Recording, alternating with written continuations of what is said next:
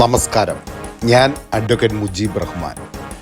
ഇന്നത്തെ പ്രധാന നിയമവിശേഷങ്ങളിലേക്ക് സ്വാഗതം. കൊടും വരൾച്ച നേരിടുന്ന കർണാടകയ്ക്ക് ദേശീയ ദുരന്ത നിവാരണ നിധിയിൽ നിന്ന് സാമ്പത്തിക സഹായം അനുവദിക്കാൻ കേന്ദ്ര സർക്കാരിനോട് നിർദ്ദേശിക്കണമെന്നാവശ്യപ്പെട്ട് കർണാടകം കേന്ദ്ര സർക്കാരിനെതിരെ സുപ്രീം കോടതിയെ സമീപിച്ചു. കേന്ദ്ര സർക്കാരിൻ്റെ സ്വേച്ഛാപരമായ നടപടി ഭരണഘടനാ മൂല്യങ്ങൾക്ക് നിരക്കുന്നതല്ലെന്നും മൗലികാവകാശ ലംഘനമാണെന്നും പ്രഖ്യാപിക്കണമെന്നും ഹർജിയിൽ ആവശ്യപ്പെട്ടു. കർണാടകത്തിലെ 236 താലൂക്കുകളിൽ 223 സംസ്ഥാനം വരൾച്ചാ ബാധിതമായി പ്രഖ്യാപിച്ചിരിക്കുകയാണ്. ഇതിൽ 196 താലൂക്കുകളിൽ വരൾച്ചയും ജലക്ഷാമവും അതിരൂക്ഷമാണ്. ഖാരിഫ് വിളവെടുപ്പിനെ വരൾച്ച അതിരൂക്ഷമായി ബാധിക്കും.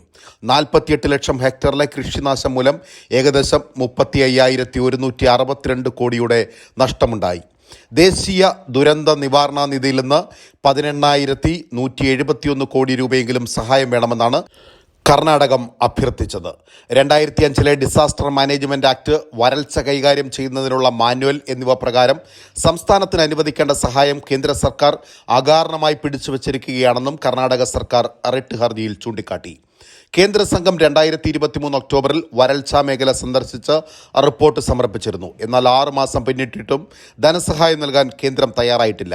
കേന്ദ്ര സർക്കാർ കുറ്റകരമായ അനാസ്ഥ തുടരുന്നതിനാലാണ് കർണാടകത്തിന് സുപ്രീം കോടതിയെ സമീപിക്കേണ്ടി വന്നതെന്ന് മുഖ്യമന്ത്രി സിദ്ധരാമയ്യ പറഞ്ഞു.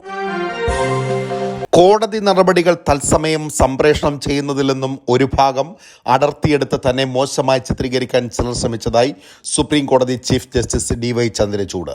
അടുത്തിടെ ഒരു കേസിൽ വാദം കേൾക്കുന്നതിനിടെ നടുവേദന തോന്നിയതുകൊണ്ട് ഞാനിരുന്ന കസേരയുടെ പിടിയിൽ കൈമുട്ടുകൾ ഊന്നി ഒന്ന് മാറിയിരുന്നു. കസേരയിൽ നിന്നും എഴുന്നേൽക്കുന്നത് പോലെ തോന്നുന്ന ഭാഗം അടർത്തിയെടുത്ത് അഹങ്കാരിയായ ചീഫ് ജസ്റ്റിസ് വാദം കേൾക്കുന്നതിനിടെ എഴുന്നേറ്റ് പോകുന്നുവെന്ന തരത്തിൽ ട്രോൾ വീഡിയോ ഉണ്ടാക്കി പ്രചരിപ്പിച്ചു. 24 വർഷമായി ജഡ്ജിയുടെ കസേരയിലിരിക്കുന്നു. ചില അവസരങ്ങളിൽ അത് വളരെ ശ്രമകരമായി അനുഭവപ്പെടാം. അക്കാര്യം ഇത്തരം ട്രോളുകൾ സൃഷ്ടിക്കുന്നവർ മനസ്സിലാക്കണമെന്നും ചീഫ് ജസ്റ്റിസ് പറഞ്ഞു. ബംഗളൂരിൽ ജഡ്ജിമാരുടെ സമ്മേളനം ഉദ്ഘാടനം ചെയ്ത് സംസാരിക്കവെയാണ് ചീഫ് ജസ്റ്റിസ് തൻ്റെ ദുരനുഭവം വിശദീകരിച്ചത്. കരുവന്നൂർ സഹകരണ ബാങ്ക് ക്രമക്കേട് കേസ് അന്വേഷണത്തിന്റെ രേഖകൾ വിട്ടുകിട്ടണമെന്നാവശ്യപ്പെട്ട് ക്രൈംബ്രാഞ്ച് നൽകിയ ഹർജിയിൽ ഹൈക്കോടതി എൻഫോഴ്സ്മെന്റ് ഡയറക്ടറേറ്റിന്റെ വിശദീകരണം തേടി. ക്രൈംബ്രാഞ്ച് അന്വേഷിക്കുന്ന കേസിലെ രേഖകളാണ് ED പിടിച്ചെടുത്തത്. ബാങ്കിലെ 90 വായ്പാ ഇടപാടുകളുടെ ഫയലുകൾ പിടിച്ചെടുത്തതിലുണ്ട്. ഇത് വിട്ടുകിട്ടണമെന്നാവശ്യപ്പെട്ട് EDയെ സമീപിച്ചെങ്കിലും നൽകിയില്ല. കള്ളപ്പണം വെളുപ്പിക്കൽ തടയൽ നിയമപ്രകാരം പിടിച്ചെടുത്ത രേഖകളുടെ പകർപ്പ് ആരിൽ നിന്ന് പിടിച്ചെടുത്തുവെന്നോ അവർക്കല്ലാതെ നൽകാനാകില്ലെന്ന് ED രേഖാമൂലം അറിയിച്ചു. തുടർന്ന് ഇതേ ആവശ്യം ഉന്നയിച്ച് സാമ്പത്തിക കേസുകൾ പരിഗണിക്കുന്ന പ്രത്യേക കോടതിയെ സമീപിച്ചെങ്കിലും തള്ളി.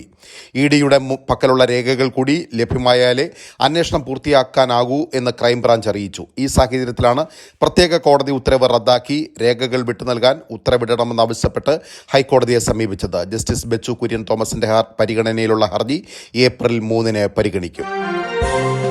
10,000-ലധികം സിനിമകൾക്കായി ഒരുക്കിയ 4,500-ലധികം പാട്ടുകളിൽ ഇളയരാജയ്ക്ക് പ്രത്യേക ധാർമ്മിക അവകാശം നൽകിയ 2019 സിംഗിൾ ബെഞ്ച് വിധിക്കെതിരെ മദ്രാസ് ഹൈക്കോടതിയെ സമീപിച്ച് റെക്കോർഡിംഗ് കമ്പനിയായ എക്കോ താൻ സംഗീതം നൽകിയ പാട്ടുകൾ അനുവാദമില്ലാതെ ഉപയോഗിച്ച് പണം സമ്പാദിക്കുന്നതിൽ നിന്ന് കമ്പനികളെ തടയണമെന്ന ഇളയരാജയുടെ ഹർജിയിലാണ് 2019 ജൂലൈ 4 നിർണായക ഉത്തരവുണ്ടായത്.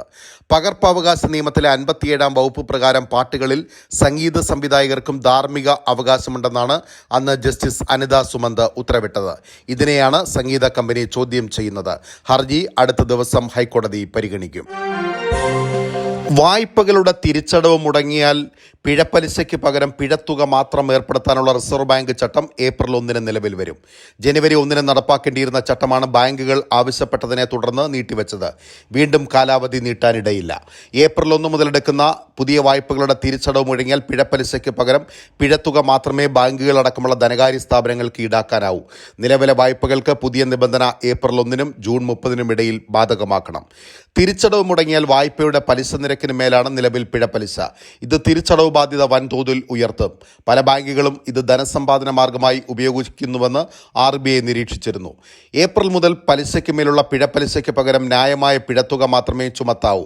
ഇതിന്മേൽ പലിശ ഈടാക്കുകയുമില്ല. വായ്പ പലിശയിലേക്ക് ഒരു തരത്തിലുമുള്ള ചാർജും ധനകാര്യ സ്ഥാപനങ്ങൾക്ക് ലയിപ്പിക്കാനാവില്ല. കള്ളപ്പണം വെളുപ്പിക്കൽ തടയൽ നിയമം പ്രകാരമുള്ള അധികാരങ്ങൾ ദുരുപയോഗം ചെയ്താൽ എൻഫോഴ്സ്മെന്റ് ഡയറക്ടറേറ്റിന് എതിരായ വികാരം ശക്തമാകുമെന്ന് സുപ്രീം കോടതി ജഡ്ജി. PMLA അധികാരങ്ങൾ നിയമാനുസൃതമായ രീതിയിൽ പ്രയോഗിക്കുന്നുവെന്ന് ഉറപ്പുവരുത്തണമെന്ന് സുപ്രീം കോടതി ജഡ്ജി ജസ്റ്റിസ് ഉജ്ജൽ ഭുയാൻ ആവശ്യപ്പെട്ടു. അഡ്വക്കേറ്റ് അഖിലേഷ് ദുബെ രചിച്ച treatise on PMLA law and practice എന്ന പുസ്തകത്തിന്റെ പ്രകാശന വേളയിലാണ് ജഡ്ജി ഇഡിക്ക് മുന്നറിയിപ്പ് നൽകിയത്.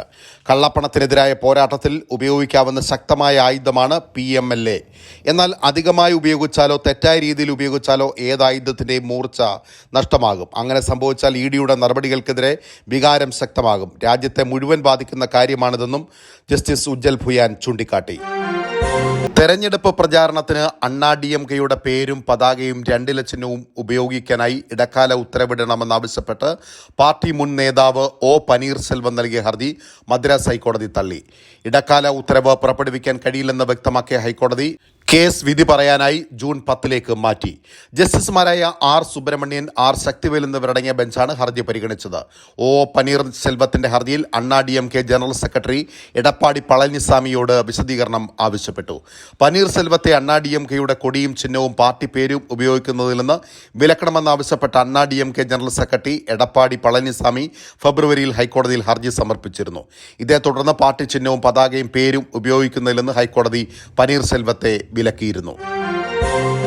മറ്റുള്ളവരുടെ മുൻപിൽ വെച്ച് ലൈംഗിക ശേഷിയില്ലെന്ന് പരസ്യമായി പറഞ്ഞ് ഭർത്താവിനെ അപമാനിക്കുകയും ലൈംഗിക ജീവിതം ചർച്ച ചെയ്യുകയും ചെയ്തത് മാനസിക പീഡനമാണെന്ന് ഡൽഹി ഹൈക്കോടതി. ഭാര്യയിൽ നിന്നുള്ള ഇത്തരം ക്രൂരത വിവാഹമോചനം അനുവദിക്കുന്നതിനുള്ള കാരണമാണെന്നും കോടതി പറഞ്ഞു.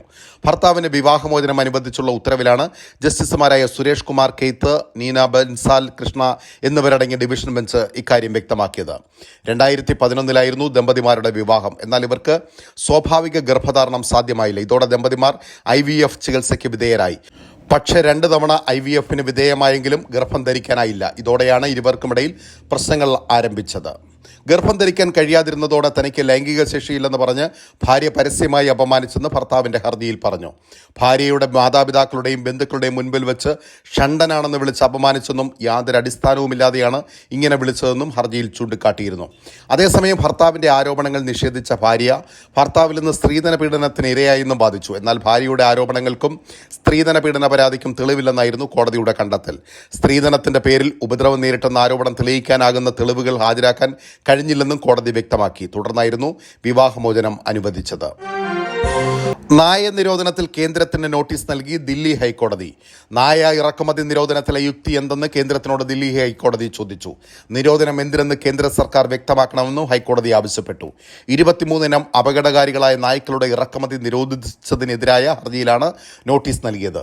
ആക്രമണകാരികളായ 23 ഇനം നായകളുടെ ഇറക്കുമതി തടയാൻ നടപടികൾ സ്വീകരിക്കണമെന്ന് സംസ്ഥാനങ്ങളോട് കേന്ദ്ര സർക്കാർ ആവശ്യപ്പെട്ടിരുന്നു. Rottweiler, pitbull, terrier, wolf dogs അടക്കമുള്ള 23 ഇനം നായകളുടെ ഇറക്കുമതി, പ്രജനനം, വിൽപ്പന എന്നിവ തടയണമെന്നായിരുന്നു കേന്ദ്രത്തിന്റെ നിർദ്ദേശം. ഇത്തരം നായകളുടെ ആക്രമണത്തിൽ നിരവധി പേർ മരണപ്പെട്ട സാഹചര്യത്തിലാണ് കേന്ദ്രത്തിന്റെ നീക്കം. ഇവ മനുഷ്യജീവൻ അപകടകരമാണെന്ന വിലയിരുത്തലിലാണ് നിർദ്ദേശം. വിദഗ്ധരുടെയും മൃഗസംരക്ഷണ സമിതികളുടെയും പ്രതികരണത്തിന് റിപ്പോർട്ട് സമർപ്പിച്ചതിന് ശേഷമാണ് ഈ തീരുമാനം. പട്ടികയിലെ നായകളുടെ വിൽപ്പനയ്ക്കും പ്രജനനത്തിനും ലൈസൻസോ പെർമിറ്റ് നൽകുന്നതിൽ നിന്ന് തദ്ദേശ സ്ഥാപനങ്ങൾ വിട്ടുനിൽക്കണമെന്നാവശ്യപ്പെട്ട മൃഗസംരക്ഷണ ക്ഷീരപരിപാലന വകുപ്പ് എല്ലാ സംസ്ഥാനങ്ങൾക്കും കത്തയച്ചിട്ടുണ്ട്. ഈ ഇനങ്ങളിൽപ്പെട്ട നായകളുടെ പ്രജനനം തടയുന്നതിന് വന്ധ്യീകരണം ചെയ്യേണ്ടതിന്റെ ആവശ്യകതയും നോട്ടീസിൽ ചൂണ്ടിക്കാണിക്കുന്നു. ദേശീയപാതയ്ക്കായി ഭാഗികമായി ഏറ്റെടുക്കുന്ന കെട്ടിടങ്ങൾ ഉടമ ആവശ്യപ്പെട്ടാൽ മുഴുവനായും ഏറ്റെടുത്ത് നഷ്ടപരിഹാരം നൽകണമെന്ന് ഹൈക്കോടതി. നിലവിൽ അലൈൻമെന്റ് പ്രകാരമുള്ള കെട്ടിടഭാഗം മാത്രമാണ് ഏറ്റെടുക്കുന്നത്. ഭാഗികമായി പൊളിച്ച ശേഷമുള്ള കെട്ടിടഭാഗങ്ങൾ ഉടമയ്ക്ക് വൻ ബാധ്യതയായി മാറുന്ന സാഹചര്യത്തിലാണ് കോടതിയുടെ ഇടപെടൽ. കോഴിക്കോട് വടകര സ്വദേശി VV സുധീർ കുമാറിന്റെ ഹർജിയിൽ ജസ്റ്റിസ് TR രവിയാണ് ഉത്തരവ് പുറപ്പെടുവിച്ചത്. ദേശീയപാതയ്ക്ക് മാത്രമല്ല മറ്റ് വികസന പ്രവർത്തനങ്ങൾക്കായുള്ള സ്ഥലമെടുപ്പിനും വിധി ബാധകമാകും. ഇത് സർക്കാരിന് വൻ ബാധ്യതയാകും. വിധിക്കെതിരെ അപ്പീൽ നൽകാനാണ് ദേശീയപാത അതോറിറ്റിയുടെ തീരുമാനം. ഇതോടുകൂടി ഇന്നത്തെ പ്രധാന നിയമവിശേഷങ്ങൾ അവസാനിക്കുന്നു. നമസ്കാരം.